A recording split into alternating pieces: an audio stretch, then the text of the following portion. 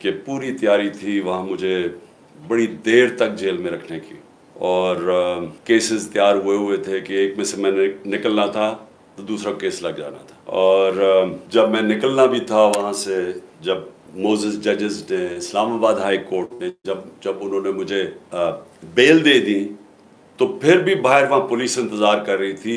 MPO, एक MPO चीज़ होती है, मेंटेनेंस ऑफ पब्लिक ऑर्डर, उसमें इन्होंने पकड़ लेना था। तो मैं अल्लाह का शुक्र अदा करता हूँ, और मैं अल्लाह का शुक्र अदा ये भी करता हूँ कि आज खान साहब आ गए हैं जी। आए जरा लोगों से बात करते हैं, क्या खुशी है खान साहब के आने की? खुशी ऐसी है कि जैसे अपने घर का कोई फ़र्द आ गया है, हमारा सरबरा आ गया जो मिसिंग था। हम बजाय कि अल्लाह पे यकीन रखते, अल्लाह का वादा था ना, अशरफुल मखलूक़ात, अल्लाह ने हमें एक तो बनाया, फिर रिज़्क़ का वादा अल्लाह ने ले लिया, फिर मौत को हमारी ज़िंदगी की हिफाजत के लिए हमारे ऊपर बिठा दिया। हम दुनिया में आए, आंखें खोली, हमने समझा कि शायद मस्जिद या मिंबर में बैठा हुआ एक मौलवी है, वही इस्लाम दे रहा है ना। अब वो इस्लाम हम उससे लेते तो रहे, लेकिन अब आके 35 साल की उम्र में पता लगा वो तो खुद पैसे लेके इस्लाम दे रहा है। नतीजा क्या हुआ? अल्लाह ताला कुरान में कहता है तफरके में ना पढ़ो, हम यहाँ तफरकों में बैठे हुए, और हमारे तफरकों में, मजहबी और सियासी जमातों में डिवाइड होने में असल में इस निज़ाम का फ़ायदा हुआ है। আসসালামু আলাইকুম সম্মানিত দর্শক শ্রোতা মণ্ডলী, দেশ বা দেশের বাইরে যে যেখান থেকে ভিডিওটা দেখছেন তাদের সবাইকে জানাচ্ছি আন্তরিক শুভেচ্ছা অভিনন্দন। সকলকে অনুরোধ করব দয়া করে পুরো ভিডিওটা সম্পূর্ণ ধৈর্য সহকারে দেখবেন। সম্মানিত দর্শক শ্রোতা মণ্ডলী, আপনারা সকলে অবগত আছেন গতকাল কিন্তু ইমরান খান, পাকিস্তানের সাবেক প্রধানমন্ত্রী, তিনি কিন্তু কারাগার থেকে মুক্ত হয়েছেন। প্রায় 72 ঘন্টা পরে তাকে গ্রেপ্তারের পর হাইকোর্ট মুক্তি দেয়। প্রিয় দর্শক শ্রোতা মণ্ডলী, ইমরান খানের বিরুদ্ধে যতগুলো মামলা ছিল সবগুলো মামলাই হাইকোর্ট থেকে মুক্ত করা হয়, এবং ইমরান খানকে গ্রেপ্তার না করারও নির্দেশ দেয় হাইকোর্ট, যে পরবর্তীতে ইমরান খানকে যেন গ্রেপ্তার না করা হয়। প্রিয় দর্শক শ্রোতা মণ্ডলী, 2 সপ্তাহের জামিনে মুক্তি পেয়েছে ইমরান খান, এবং ইমরান খানের মুক্তির পরে কিন্তু পিটিআই নেতাকর্মী সমর্থকদের মনে আনন্দ উল্লাস বিরাজ করছে। প্রিয় দর্শক শ্রোতা মণ্ডলী, ইমরান খান সহি সালামতে তার পরিবারের কাছে ফিরে গেছে। ইমরান খান তার পরিবারের কাছে ফিরে পরিবারের সদস্যদের মাঝে বসেই তিনি একটা বার্তা পিটিআই নেতাকর্মীদের উদ্দেশ্যে দিয়েছেন। তিনি বলেছেন যে সকলেই প্রস্তুত থাকেন, আগামীতে সরকার গঠন হবে পিটিআই। প্রিয় দর্শক শ্রোতা মণ্ডলী, পিটিআই নেতাকর্মীদের উদ্দেশ্যে বলতে চেয়েছিল ইমরান খান যে যতই বাধা আসুক, যতই চেষ্টা করুক আমাকে দমিয়ে দেওয়ার, আমি কোনোভাবেই দমে যাওয়ার পাত্র নয়। আমাকে মেরে ফেললেও আমি এভাবেই মাথা তুলে দাঁড়াবো এবং প্রত্যেকটি অন্যায়ের বিরুদ্ধে রুখে দাঁড়াবো। প্রিয় দর্শক শ্রোতা মণ্ডলী, ইমরান খান কি বলল কারাগার থেকে মুক্তি পেয়ে, এবং পিটিআই নেতাকর্মীরা ইমরান খানের মুক্তিতে কতটা আনন্দিত, সেটা আমরা কয়েকটা ভিডিওর মাধ্যমে দেখে আসবো। আশা করি সঙ্গে থাকবেন পুরো ভিডিওটা জুড়ে, এবং যদি পারেন ভিডিওটা শেয়ার করে দেবেন বেশি বেশি। खान साहब आ गए हैं जी। आए जरा लोगों से बात करते हैं, क्या खुशी है खान साहब के आने की? खुशी ऐसी है कि जैसे अपने घर का कोई फ़र्द आ गया है, हमारा सरबरा आ गया जो मिसिंग था। मतलब हमारे इस वक्त ये जज्बात है कि हम उसके लिए जान भी दे सकते हैं। पूरी फैमिली माशाल्लाह से बच्चों समेत आए हुए हैं। जी जी, आपको देख के लग रहा है कि टेररिस्ट लगते हैं, बिल्कुल नहीं। तो हमें टेररिस्ट कह दिया गया है ना। ये हम अपने बच्चों के साथ आए, कोई टेररिस्ट थोड़ी आता है। ऐसे लग रहा है मुझे ईद है, नए नए कपड़े पहन के सारे आए हुए हैं, छोटे छोटे बच्चे। आप क्या कहेंगे? मैं अपनी खुशी का इजहार नहीं कर सकती यहाँ पे। बहुत ज़्यादा खुश हूँ मैं। आज 4 महीने से यहाँ पे ड्यूटी दे रहे हैं हम लोग, और जो आज खुशी हो रही है सब कुछ भूल गया पिछला में। ऐसे लग रहा है इलेक्शन हो गया और रिजल्ट अनाउंस हुआ आज। जी जी, ऐसे ही ऐसे, और इंशाल्लाह इलेक्शन होंगे आप सबकी दुआओं के साथ। 3/3 से हम जीत भी गए। 3/3 से हम जीत गए हैं। आपको एडवांस में मुबारक हो। मरियम ये आवाम देख रही है। मरियम को क्या कहेंगे? इस वक्त बेचारी के साल में होगी ना ना, अभी उसको कुछ भी नहीं कह रहा। एक छोटा सा मैसेज ये देता हूँ कि उनका जो तंदूर गर्म था ना कुछ दिनों के लिए, वो ठंडा हो गया। ठंडा हो गया, बिल्कुल ठीक हो गया जी। आतिशबाजी हो रही है इस वक्त यहाँ पे ज़मान पार्क में, और आप देख सकते हैं ज़मान पार्क के मनाजिर के लोग किस तरह से खान साहब को देखने के लिए बेताब हुए हैं। खान की गाड़ी आ चुकी है, मेरे अकब में देख सकते हैं आप आवाम का कितना रश है खान के इस्तकबाल के लिए। यहाँ पे फूल भी खान साहब पे निछावर किए गए हैं, पाँव रखने तक की जगह नहीं है। और आप देखें जरा यहाँ पे खान साहब का इस्तकबाल कैसे हो रहा है। यहाँ पे खान साहब की गाड़ी आ चुकी है, और आप यार वहाँ दिखा, खान साहब की गाड़ी आ चुकी है, और आप देखें जरा लोग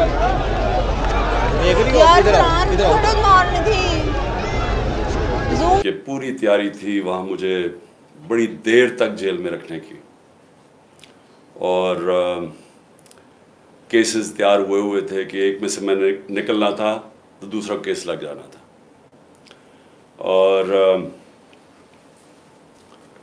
जब मैं निकलना भी था वहाँ से, जब मोजेस जजेस ने, इस्लामाबाद हाई कोर्ट ने जब उन्होंने मुझे बेल दे दी, तो फिर भी बाहर वहाँ पुलिस इंतज़ार कर रही थी। MPO, एक MPO चीज़ होती है, मेंटेनेंस ऑफ पब्लिक ऑर्डर, उसमें इन्होंने पकड़ लेना था।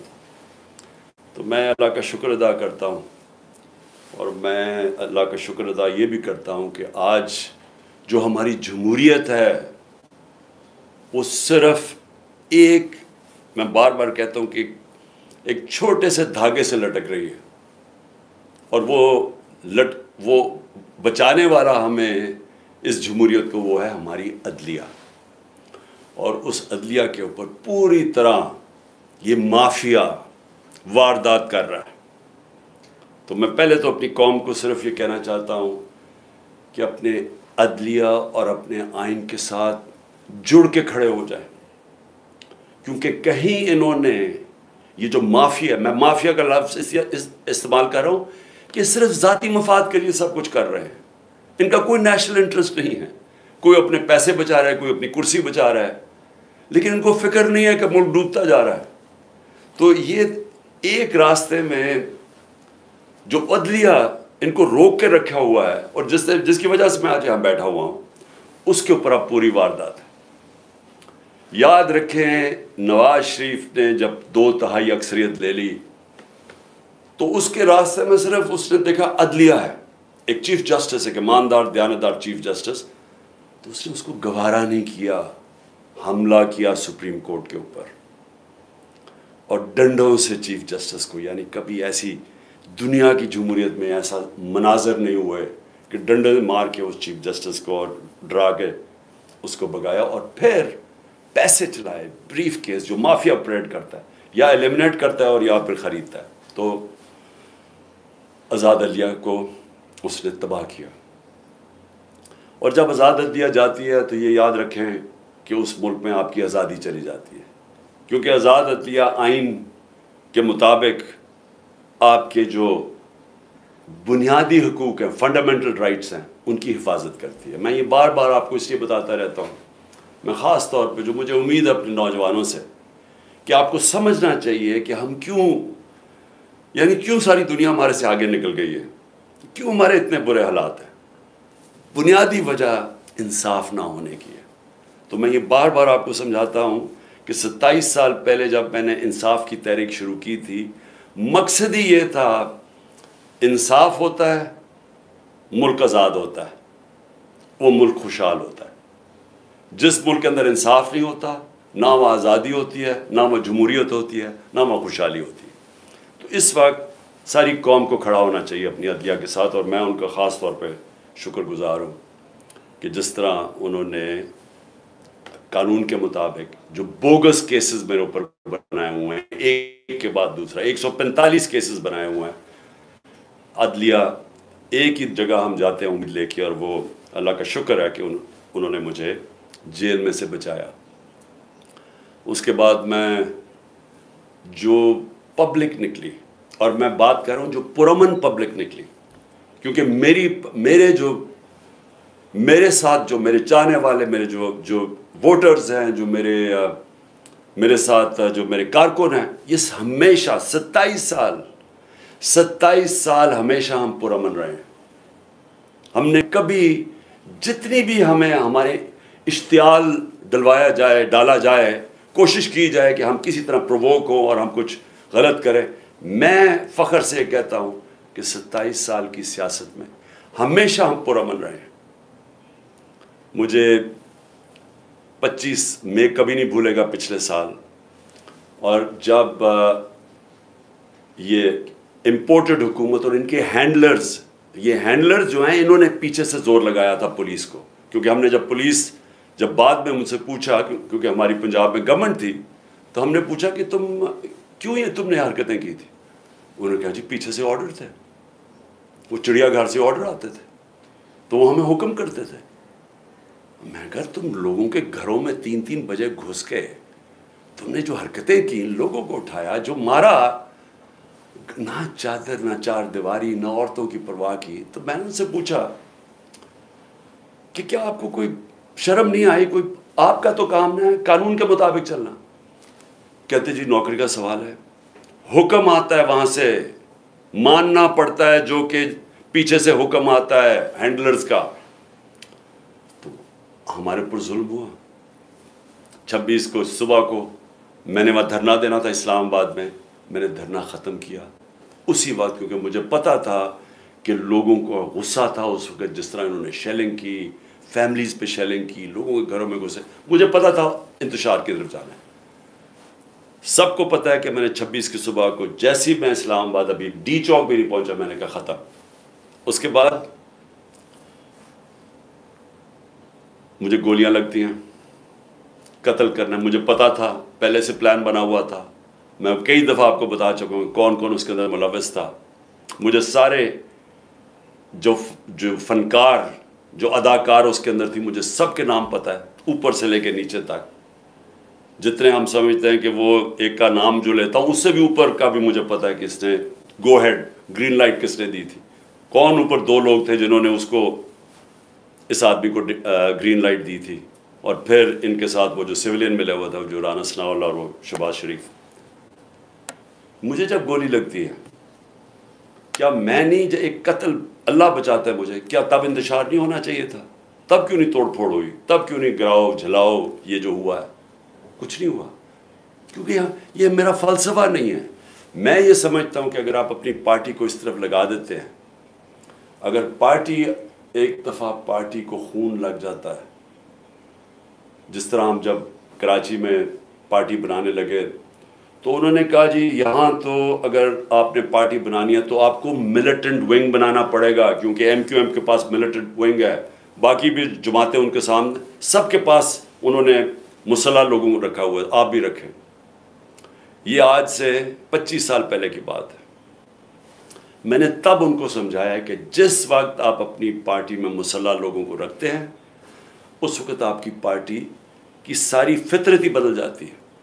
वो आपके भी, अगर आपके लिए समझते हैं ना कि हमें वो हिफाजत करेंगे, वो फिर दूसरी तरफ अपने काम करने पर शुरू लग जाते हैं, कब्जे शब्जे बंदूकें पकड़ के फिरते हैं। मैंने कहा मैं नहीं करता, हमारी पार्टी बढ़े ना कराची में, क्योंकि जो वो डर होता था कि MQM की, उस तरह खौफ होता था कि जी हम हिफाजत कैसे करेंगे अपने आप को उनसे। तो मैंने कभी ये नहीं किया। उसके बाद जी 26 नवंबर आई, कम से कम 4 लाख लोग थे पिंडी के अंदर। सिर्फ हमने जाना था वहाँ से वॉक करके इस्लामाबाद, वहाँ इन्होंने पुलिस जमा की हुई थी। फिर मुझे पता चला कि मैंने कहा वैसे लोगों को, एक तो था कि मुझे गोलियां लगी पहली दफ़ा, मैं खैर उस वक्त में ठीक भी नहीं था, वही कॉल ऑफ कर दिया, वापस आ गया वहाँ से। लोग मायूस हुए कि जी आप बहुत सारे तैयार हुए थे इस्लामाबाद जाने के लिए, क्योंकि 3 दफ़ा हमारे ख़िलाफ़ धरने दिए गए थे ये PDM के लोगों ने, एक FIR नहीं काटी थी किसी के ऊपर। मौका दिया, आए जी आए, बेशक। इन्होंने 25 में पे भी हमारे ऊपर पता नहीं कितनी हज़ारों FIRs काटी। फिर उसके बाद मैंने जब देखा कि अगर हमारा ये हक था, पुरअमन एहतजाज हमारा हक है, हमने नहीं किया। मैं उसके बाद आगे आ जाता हूँ 8 मार्च को सबको पता यहाँ क्या हुआ। इलेक्शन रैली शुरू हो रही है, पता चला जब दफ़ा 144 लगा दिया, इलेक्शन रैली, इलेक्शन अनाउंस हो चुका है, दफ़ा 144 कैसे लगता है? पूरा प्लान किया हुआ था इन्होंने। एक प्लान के तहत चाहते थे कि तशद्दुद हो या इंतशार फैले, क्योंकि इलेक्शन से भाग रहे हैं। सो एक चीज़, बुनियादी चीज़ आप सबने समझनी, जो लोग इलेक्शन चाहते हैं वो इंतशार नहीं चाहते।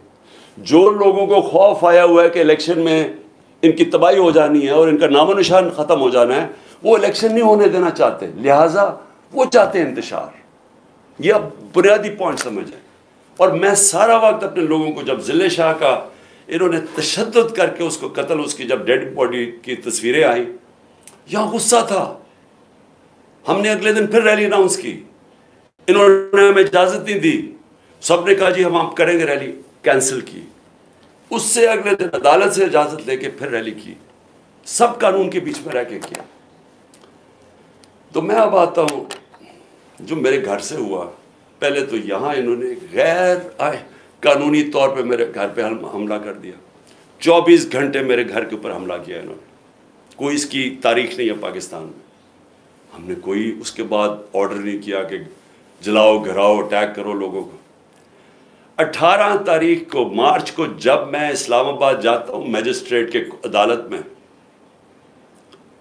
मैं जब वहाँ टोल प्लाजा इस्लामाबाद पहुँचता हूँ, मेरे घर पे अटैक कर देते हैं आर्मर्ड कार से, 72 बंद गाड़ी से मेरा दरवाज़ा तोड़ते हैं। लाहौर हाई कोर्ट के फैसले के बगैर, बल्कि लाहौर हाई कोर्ट का फैसला होता है कि सिर्फ 2 आदमी आ सकते हैं सर्च वारंट के साथ, फैसला था उनका। 45 लोग यहाँ दरवाज़ा तोड़ के पुलिस वाले करके सबको घर लूटना, जो चीज़ मिली चोरी की, तबाह की, लोगों को मारा धाड़ा, हड्डियाँ तोड़ दी बेचारे लोगों को, उठा के ले गए लोगों को। अकेली बुशरा बेगम यहाँ थी। हमने फिर भी ऑर्डर नहीं किया। गुस्सा मुझे बहुत था। मैं ये आपको कहूँ कि मुझे कभी भी गुस्सा आया है कि खातून पर्दादार अकेली घर में बैठी है और चारों तरफ आवाज़ें आ रही हैं, ऊपर नीचे पुलिस कि वो मार रहे हैं, वो चीखें उनकी आवाज़ें आ रही हैं, खिड़की के बाहर लोगों को मार रहे हैं डंडों से। अकेली खातून, कोई शर्म कोई गैरत नहीं थी इनमें। सबसे ज़्यादा मुझे गुस्सा आता था। मुझे 18 तारीख को वहाँ कत्ल करने की कोशिश करते हैं, उसी दिन जुडिशल कॉम्प्लेक्स के अंदर। कोई मैं नहीं कहता कि जी हम मुल्क के अंदर सारे निकल जाओ बाहर, अटैक करो, कुछ कोई नहीं कहता। तो अब मैं ये कहना चाहता हूँ कि जो हुआ है, क्योंकि मुझे कल से खबरें मिलनी शुरू हुई, क्योंकि मैं तो नज़रबंद था ना, मुझे तो पता ही नहीं हो क्या रहा था। मुझे तो जब ये उठा के लेके गए हैं तो मुझे तो उसके बाद तो पता ही नहीं क्या हुआ है। तो कल से आज तक, अब आज भी दिन को मुझे देर भी हुई आपके पास आने की, कि मैं फैक्ट्स ले रहा था कि ये हुआ क्या है, कि हमारे ये तो हम हैं ही नहीं। यानी मैं हमेशा अपने लोगों को बताता हूँ कि तहरीक इंसाफ पाकिस्तान की वाहिद पार्टी है जिधर फैमिलीज आती हैं। आप उठा के देखिए, हमारे जलसों में बच्चे और औरतें आती हैं, फैमिलीज आती हैं। कभी किसी पार्टी के पास आइए, सेपरेट औरतों का इनक्लोजर होता है, फैमिलीज का भरा हुआ होता है, बल्कि वो सबसे ज़्यादा भरा हुआ होता है। तो हम चाहेंगे इंतशार। अगर एक पार्टी की कॉल पे पहली दफ़ा पाकिस्तान की तारीख में इस तादाद के अंदर ख्वातीन निकलती हैं, तो आप इंतशार चाहेंगे। तो मैंने तुम सबको कहा हुआ है कि हमेशा वो चीज़ करो, इंतशार से बचो। हमने कभी इंतशार में नहीं पड़ना। तो जो फिर मैं आहिस्ता आहिस्ता मुझे अब चीज़ें सामने आ रही हैं, तो मैं इसलिए आपके सामने थोड़ी मुझे देर भी हुई। तो पहले तो मैं जरा बताना चाहता हूँ कि मैं निकलने से पहले, जब मैं इस्लामाबाद निकलने लगा था, मुझे पता था इन्होंने करना, हालांकि मेरे ऊपर कोई केस नहीं था, सब बेल्स थी, लेकिन ये इतने बदनीयत और घटिया लोग हैं और 145 केसेस थे, सब में बेल्स थी। मुझे खबर मिल गई कि इन्होंने मुझे पकड़ना है। तो अब आप देखें कि चलने से पहले मैं कह रहा हूँ कि देखिए आप हमें वारंट दिखाएं, और लेकिन वो रेंजर्स का क्या काम था? ये तो पुलिस को आना चाहिए था, फौज का ये काम था करने के लिए। और उसके बाद दरवाजे तोड़ के लोगों को मारा, जख्मी किया इन्होंने, मेरे सर पे मारा इन्होंने, और उसके बाद इस तरह लेके गए कि सारी दुनिया ने देखा कि एक पाकिस्तान की सबसे बड़ी पार्टी का सरबराह, वो पाकिस्तानी जिसको सारी दुनिया और पाकिस्तान 50 साल से जानता है, पहले क्रिकेट से मुझे 20 साल जानते थे, जो पाकिस्तान की तारीख का सबसे बड़ा खैराती काम किए हैं, जिसने बड़े खैराती इदारे दुनिया में और होता, नोबेल प्राइज़ मिलता उन्हीं के ऊपर, 2 बड़े कैंसर हॉस्पिटल, तीसरा बन रहा है, एक यूनिवर्सिटी, सब खैराती, और फिर अलकादर जिसके ऊपर मैं बाद में आता हूँ। तो उसको इस तरह पकड़ के, जिसने अपनी सारी 50 साल का जो पब्लिक लाइफ है, एक क्रिमिनल केस नहीं था, तो पिछले चंद महीने के अंदर 145 केसेस कर दिए, दहशतगर्दी के, गद्दारी के, कि किसी को डर्टी हैरी कह दिया और साइकोपैथ, गद्दारी, मुल्क से गद्दारी हो गई। जो यानी एक दिन में 15 क्रिमिनल केस, बड़ा से बड़ा भी जो होता है डकैत या क्या कहें वो मुजरिम, वो भी 15 एक दिन में केसेस, वो क्रिमिनल क्राइम्स नहीं कर सकता। और फिर उसके बाद ये सारी दुनिया के सामने जो इन्होंने मुझे जलील किया, चले अल्लाह के हाथ में ज़िल्लत है, लेकिन उसका मैसेज क्या गई? क्या आपका ख्याल है कि पाकिस्तानी कौम ये समझ जाएगी कि क्योंकि आप मुझे इस तरह पकड़ कि मैं वाकई करप्शन में मैंने कोई करप्शन किया? और मैं यहाँ सबको बताना चाहता हूँ कि मेरे ऊपर केस क्या था, ये ज़रा समझ जाए केस क्या था।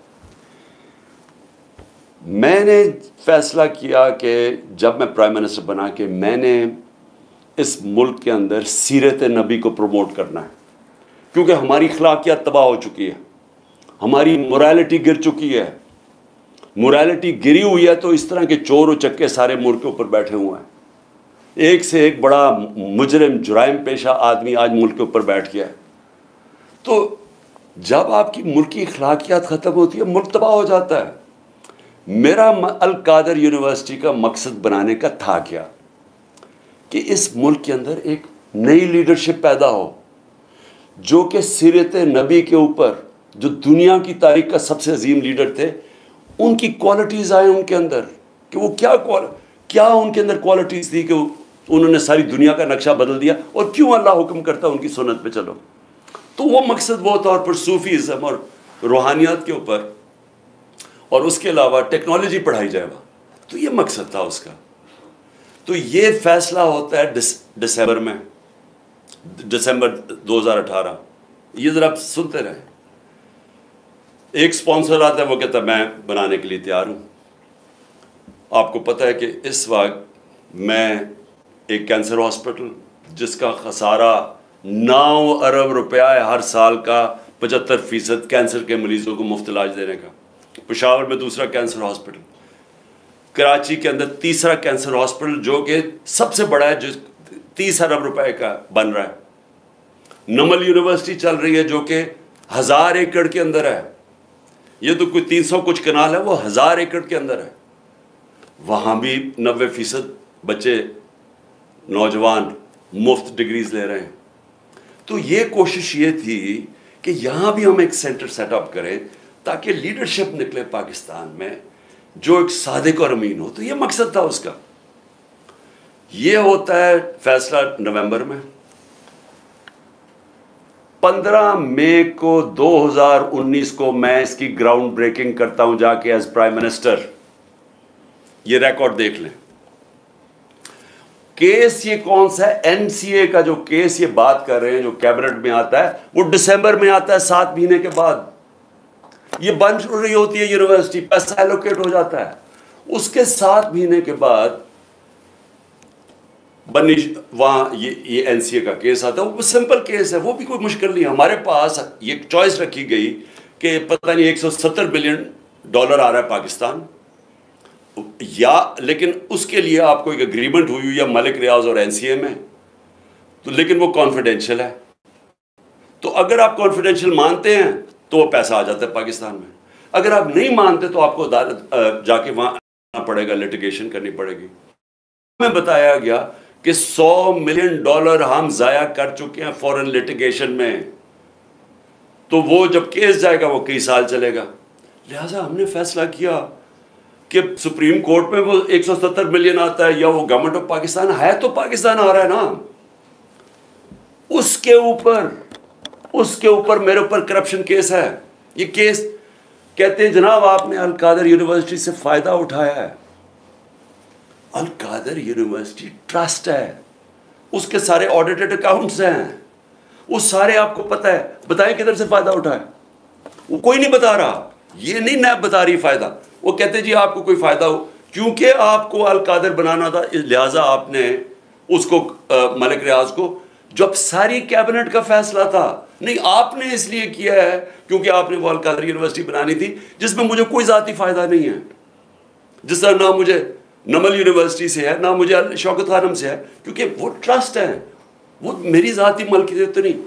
उसके ऊपर ये सारा ड्रामा हुआ कि जी इमरान खान के ऊपर करप्शन केस हुआ, इसके ऊपर उन्होंने मुझे पकड़ा और मुझे एक दहशतगर्द की तरह पकड़ के लेके जा रहे थे।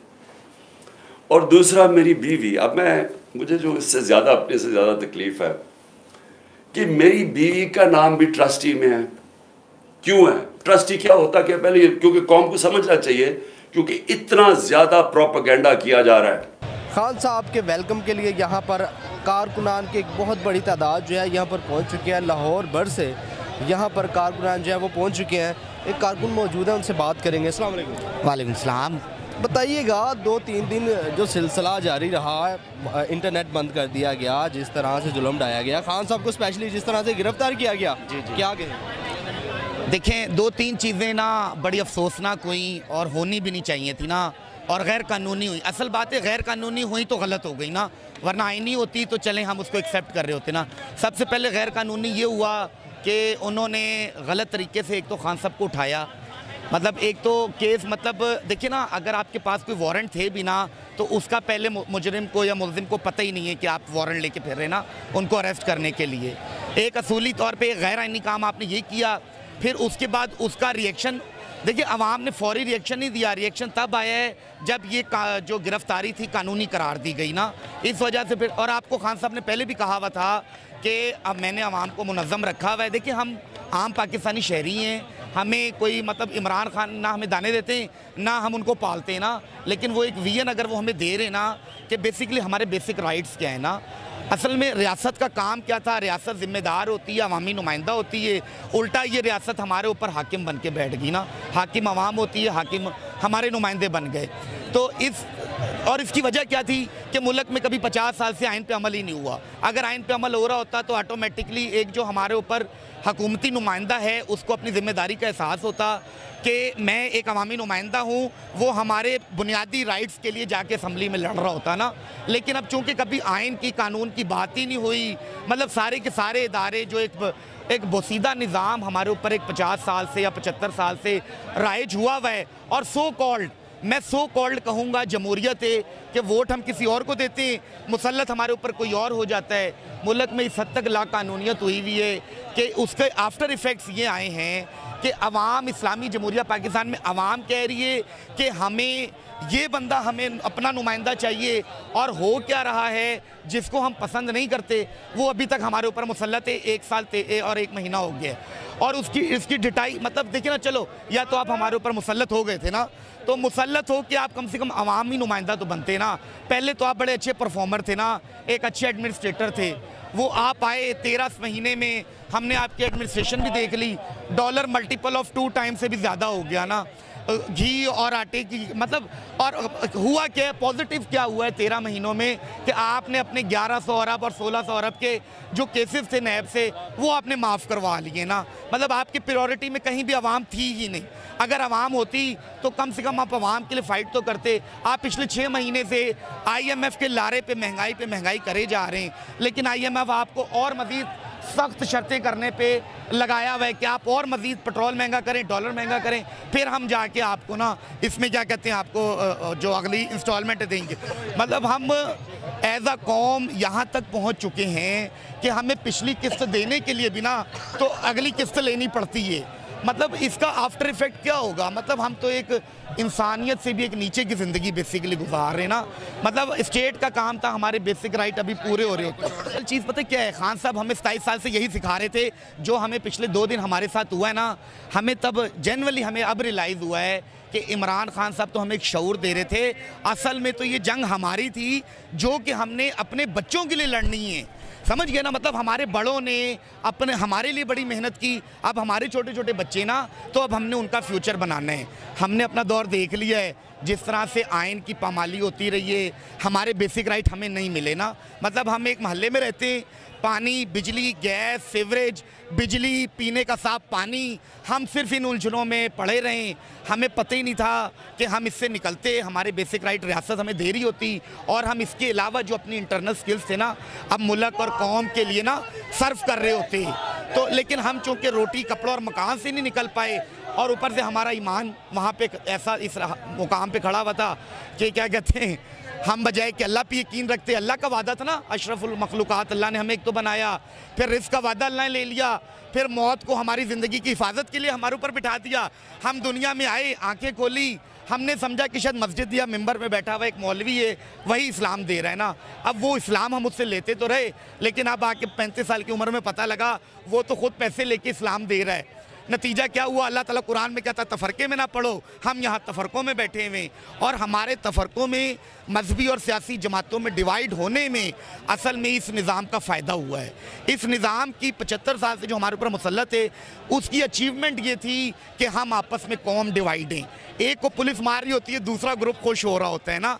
ये हमारी मार खाने की वजह है, ये हमारे अपने बुनियादी हकूक़ से महरूमी की बेसिकली वजह है। तो इंशाअल्लाह ताला अब हम अपने बच्चों के हक़ के लिए खड़े हो गए और मैं आप लोग को पहले भी बता दूं, मैं इंशाअल्लाह ताला एक आम पाकिस्तानी शहरी हूँ।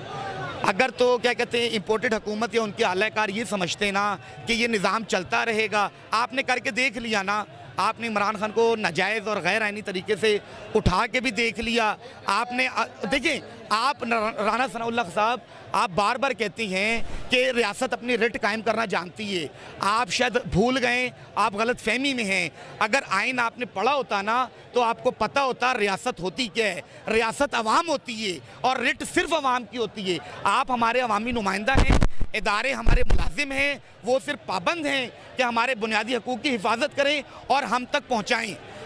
इदारों का ये काम होता है बेसिकली, और आपका काम ये था कि आप हमारे बुनियादी हकूक़ की जंग जो है सुप्रीम कोर्ट में जाके लड़ते, बजाय कि आप ज़हनी ग़ुलामी में और कठपुतली में आपका, चूँकि आपका निज़ाम ही यही चला ना, 70% कोई खाता था, 30% आपको दे देते थे, आप इसी में राज़ी रहते थे। लेकिन अब हमें पता लग गया है कि इस अवाम, अब ये इंशाल्लाह अब हम अवाम डिसाइड करेंगे कि कौन राइट पर्सन है हमारा जो रिप्रेजेंटेटिव बनेगा ना। क्योंकि मैं इतना मतलब 3000 नवाज शरीफ साहब प्राइम मिनिस्टर ऑफ पाकिस्तान कहते हैं कि beggars can not be choosers. मतलब आप समझ रहे हैं, मतलब मैं भिखारी तो नहीं हूँ ना, तो मेरा वज़ीर-ए-आज़म एक भिखारी नहीं हो सकता ना।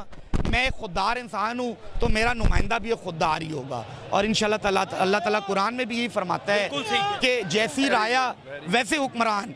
तो अब हम बदल गए, तो इंशाअल्लाह ताला अल्लाह के हुक्म के मुताबिक अब हमारी नुमाइंदगी भी सही हाथों में आएगी इंशाअल्लाह।